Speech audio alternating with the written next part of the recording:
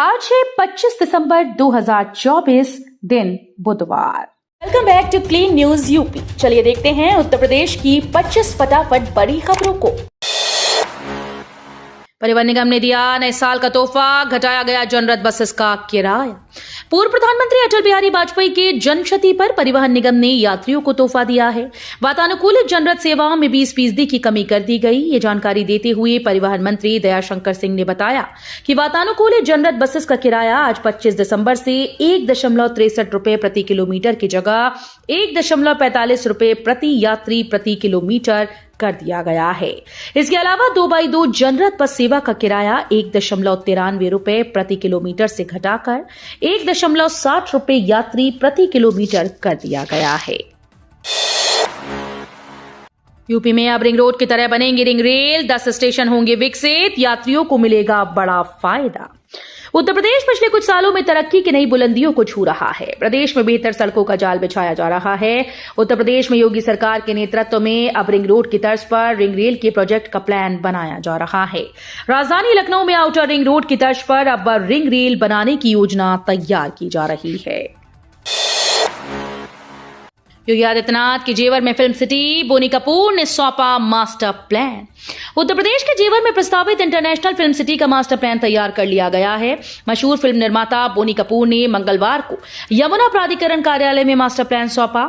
यमुना प्राधिकरण अब इस पर अंतिम निर्णय लेकर परियोजना को आगे बढ़ाने की प्रक्रिया शुरू करेगी। जनवरी 2025 में इस परियोजना का शिलान्यास प्रस्तावित है। नए साल 2025 की सौगात। आगरा मेट्रो ट्रेन का निर्माण तेजी से चल रहा है। वर्ष 2025 में 10 स्टेशन तक मेट्रो ट्रेन का संचालन हो जाएगा। मेट्रो 29.4 किलोमीटर तक चलेगी। पहले कॉरिडोर में 13 और दूसरे कॉरिडोर में 14 स्टेशन हैं। पहला कॉरिडोर ताज पूर्वी से सिकंदरा तक है। दूसरा कॉरिडोर एलिवेटेड है जो आगरा कैंट से कालिंदी विहार तक बनेगा। पहले कॉरिडोर में ताज पूर्वी से मना कामेश्वर स्टेशन तक मेट्रो चल रही है। आईआईटी में एडमिशन के लिए 12वीं में लाने होंगे 75% अंक। आईआईटी कानपुर ने बताए सारे नियम। जेईई एडवांस 2025 परीक्षा आयोजन से पहले आईआईटी कानपुर ने शैक्षणिक सत्र 2025-26 के लिए प्रवेश मानदंड घोषित कर दिए। आईआईटी में जेईई एडवांस 2025 के एडमिशन से प्रवेश पाने के लिए छात्रों को अपनी कक्षा 12वीं की बोर्ड परीक्षाओं में कम से कम 75% अंक लाने अनिवार्य हैं। वहीं अगर रिजर्व कैटेगरी की बात की जाए तो SC, ST, PWD वर्ग के उम्मीदवारों के लिए जरूरी कुल योग 65% निर्धारित किया गया है। संभल जामा मस्जिद के सर्वेक्षण रिपोर्ट लगभग पूरी। जनवरी के पहले हफ्ते में होगी कोर्ट में पेश। उत्तर प्रदेश के संभल जिले की जामा मस्जिद के सर्वेक्षण की रिपोर्ट 2 या 3 जनवरी को अदालत में पेश की जाएगी। एडवोकेट कमिश्नर रमेश सिंह राघव ने मंगलवार को ये जानकारी दी। वकील ने बताया कि शाही जामा मस्जिद की सर्वेक्षण रिपोर्ट लगभग अंतिम चरण में है और पूरी हो गई है। कुछ तकनीकी मुद्दे हैं जिन्हें आज ठीक कर लिया जाएगा। अयोध्या में राम मंदिर का निर्माण अक्टूबर 2025 तक भी पूरा नहीं होगा। इस वजह से नई तारीख। अयोध्या में श्री राम मंदिर का निर्माण कार्य अक्टूबर 2025 तक भी पूरा नहीं हो पाएगा। श्री राम जन्मभूमि परिसर में निर्माणाधीन परियोजनाओं की परिस्थितियों को भांपते हुए श्री राम जन्मभूमि तीर्थ क्षेत्र ने मान लिया है कि मूल मंदिर के सुपर स्ट्रक्चर का निर्माण निर्धारित समय के अनुसार भले हो गया हो, आगे के निर्माण में समय के निर्धारण के बावजूद बार बार समय बढ़ाना पड़ रहा है। इसकी मुख्य वजह श्रमिकों की कमी के अलावा प्राकृतिक अवरोध है। इन दोनों पर किसी निर्माण एजेंसी का नियंत्रण नहीं है। यूपी में बेसिक शिक्षकों का होगा प्रमोशन। योगी सरकार ने सभी बीएससी से मांगी सूची। अगले वर्ष मार्च के अंत तक बेसिक शिक्षकों की वरिष्ठ सूची तैयार कर उन्हें नए शिक्षण सत्र में पदोन्नति दे दी जाएगी। पिछले 9 सालों से शिक्षकों की कोई पदोन्नति न होने से एक के बाद एक अलग अलग न्यायालयों से लगातार मिल रही फटकार के बाद सरकार ने ये निर्णय किया है।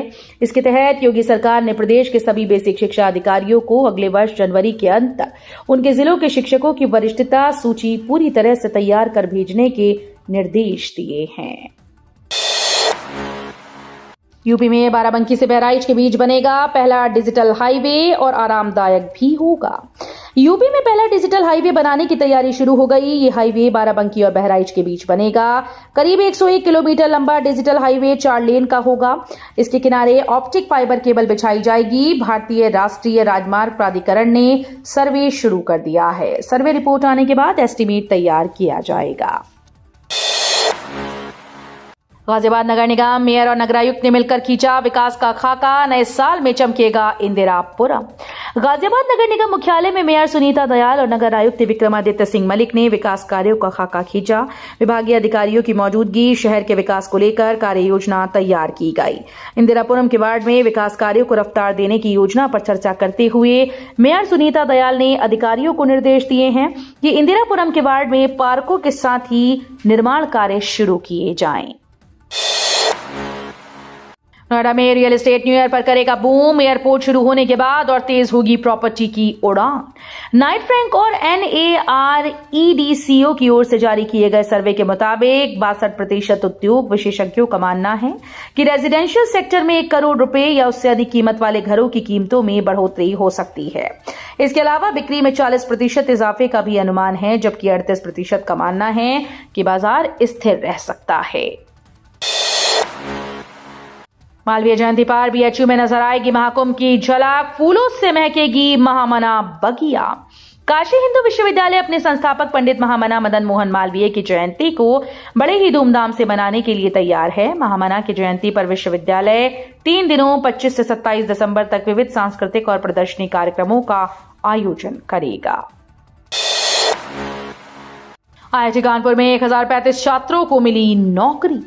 IIT कानपुर में चल रहे पहले चरण का प्लेसमेंट ड्राइव खत्म हो गया है। इसमें 250 से अधिक मल्टीनेशनल कंपनीज में 1035 छात्र छात्राओं को नौकरी मिल गई। इसमें 28 छात्रों को मल्टीनेशनल कंपनीज ने विदेश में जॉब दी।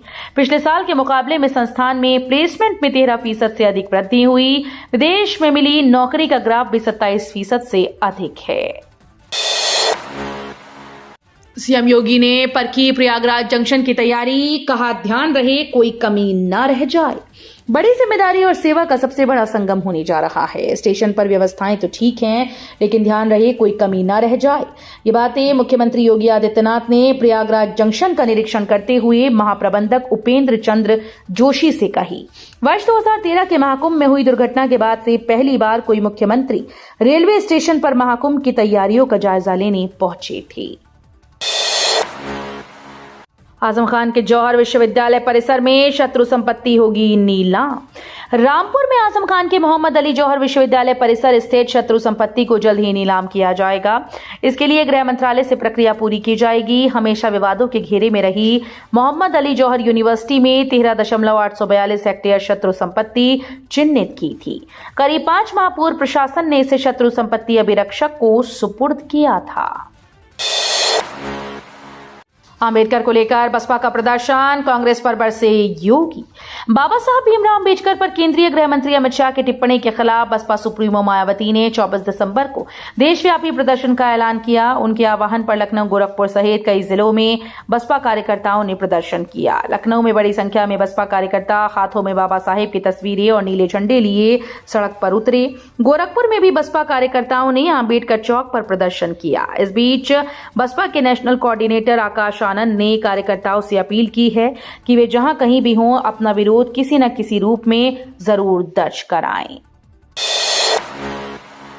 गोरखपुर और गोंडा के बीच 23 से 3 जनवरी तक रहेगा ब्लॉक। 11 दिनों तक थमेगी ट्रेन की रफ्तार। गोरखपुर गोंडा रेलखंड पर चुरेब मुंडेरवा स्टेशन के बीच ऑटोमेटिक सिग्नलिंग के कमीशनिंग को लेकर नॉन इंटरलॉकिंग का कार्य जारी है। इसके चलते 3 जनवरी तक ब्लॉक रहेगा। इन 11 दिनों तक ट्रेन की रफ्तार थमेगी। ट्रेनों का निरस्तीकरण, मार्ग परिवर्तन, रीशेड्यूलिंग, नियंत्रण एवं ठहराव स्थगित कर संचालन होगा। अगले महीने 3 जनवरी तक समस्या होगी। बरेली होकर जाने वाली भी कई ट्रेन परिवर्तित मार्ग से चलेंगी। गोविंदपुरी स्टेशन के नए बोल्डर रहे ट्रैक पर चली ट्रेन, लिया गया ट्रायल। गोविंदपुरी स्टेशन के प्लेटफॉर्म नंबर 1 पर बना बोल्डर रहित ट्रैक चालू हो गया है। सुबह मालगाड़ी को कौशन लेकर निकाला गया। दोपहर और शाम के समय 3 लंबी दूरी की ट्रेन झांसी और दिल्ली की ओर रवाना हुई। इस दौरान ट्रेन की गति करीब 30 किलोमीटर प्रति घंटे रही। स्टेशन पर पिछले करीब 1.25 महीने से प्लेटफॉर्म नंबर 1 के ट्रैक पर कार्य चल रहा था। यूपी के जिले में 11 गांव की जमीन अधिग्रहण कर बसाई जाएगी नई टाउनशिप। उत्तर प्रदेश में पीतल नगरी के नाम से दुनिया भर में पहचान बनाने वाले मुरादाबाद शहर में विकास की बयार बहने वाली है। प्रदेश सरकार ने मुरादाबाद विकास प्राधिकरण को नई टाउनशिप बसाने के लिए जमीन खरीदने को मंजूरी दे दी। इसमें शिवालिक नाम से टाउनशिप बसाई जाएगी। इसके लिए सरकार ने 200 करोड़ रुपए को नए 11 गांव की जमीन खरीदने के लिए समायोजित कर दिया है। यूपी में नई रेल लाइन बिछाने के लिए 20 गांव की जमीन होगी अधिग्रहण। सूबे में योगी सरकार के नेतृत्व में यातायात कनेक्टिविटी आसान बनाने के लिए रोड इंफ्रास्ट्रक्चर से लेकर नई रेलवे लाइन के कई प्रोजेक्ट पर काम चल रहा है। उत्तर प्रदेश में बीते कुछ सालों में रेलवे और रोड इंफ्रास्ट्रक्चर के क्षेत्र में अभूतपूर्व काम किया गया। योगी सरकार के नेतृत्व में यातायात कनेक्टिविटी को सुगम बनाने और औद्योगिक व सामाजिक विकास को बढ़ावा देने के लिए रेलवे और सड़कों के कई बड़े प्रोजेक्ट्स पर काम किया जा रहा है। उत्तर प्रदेश में जूनियर असिस्टेंट के पदों पर निकली भर्ती। सरकारी नौकरी की चाहत रखने वाले उम्मीदवारों के लिए खुशखबरी है। दरअसल उत्तर प्रदेश अधीनस्थ सेवा चयन आयोग की ओर से जूनियर असिस्टेंट के कई पदों पर भर्ती निकली। इसके लिए पंजीकरण प्रक्रिया शुरू कर दी गई। योग्य व इच्छुक उम्मीदवार इन पदों पर आवेदन करने के लिए यूपीएसएसएससी की आधिकारिक वेबसाइट पर विजिट कर सकते हैं। वाराणसी में विरोध के बीच शुरू हुआ रोपवे की आखिरी स्टेशन का निर्माण, कई दुकानें की गई ध्वस्त। रोपवे के 5वें स्टेशन के निर्माण में बाधा बनी गोदोलियों की दुकान को सोमवार को विकास प्राधिकरण की टीम ने ध्वस्त करने की कार्रवाई की। इससे स्टेशन नंबर 5 और टावर नंबर 29 की बाधा दूर हो गई। ये रोपवे का अंतिम टावर और स्टेशन है। साथ ही कार्यदायी एजेंसी ने रोपवे के निर्माण को शुरू कर दिया। यूपी के 59 पीपीएस अधिकारी प्रयागराज से संबद्ध कुंभ मेले तक रहेगी ड्यूटी। उत्तर प्रदेश पुलिस के 14 अपर पुलिस अधीक्षक और 45 डिप्टी एसपी को प्रयागराज में महाकुंभ ड्यूटी के लिए भेजा जा रहा है। ये पुलिस अधिकारी प्रयागराज के police commissioner, SP Prayagraj railway और एसपी कुंभ मेले के साथ संबद्ध रहेंगे। ये व्यवस्था कुंभ मेला चलने तक रहेगी। एडीजी प्रशासन एन रविंदर के मुताबिक एएसपी डॉक्टर राजीव कुमार सिंह प्रथम, विवेक त्रिपाठी, नरेश कुमार और कपिल देव सिंह को पुलिस कमिश्नर प्रयागराज के साथ संबद्ध किया गया है। उत्तर प्रदेश सरकार का बड़ा फैसला, एक ही झटके में निपट जाएंगे हजारों मुकदमे। उत्तर प्रदेश के जिलों में चल रहे स्टाम्प के मुकदमों को निपटाने के लिए सरकार ने समाधान योजना शुरू कर दी। इस समाधान योजना से उत्तर प्रदेश के अलग अलग जिलों में चल रहे 54,000 वाद समाप्त हो जाएंगे। आपको पता ही होगा कि किसी भी प्रकार की प्रॉपर्टी खरीदने अथवा बेचने पर स्टैंप ड्यूटी के रूप में शुल्क देना पड़ता है। संभल जामा मस्जिद केस में सर्वे रिपोर्ट जनवरी के पहले सप्ताह में होगी पेश। कोर्ट कमिश्नर बोले, हम पूरी तरह से तैयार। संभल के जामा मस्जिद में हरिहर मंदिर होने के मामले में कोर्ट कमिश्नर रमेश सिंह राघव जनवरी 2025 के पहले सप्ताह में न्यायालय में बंद लिफाफे में सर्वे रिपोर्ट पेश कर सकते हैं। कोर्ट कमिश्नर ने बताया कि सर्वे रिपोर्ट लगभग तैयार हो चुकी है। तो ये थी आज की 25 फटाफट बड़ी खबरें। अगर आपको न्यूज पसंद आई हो तो वीडियो को लाइक और शेयर जरूर करें। धन्यवाद।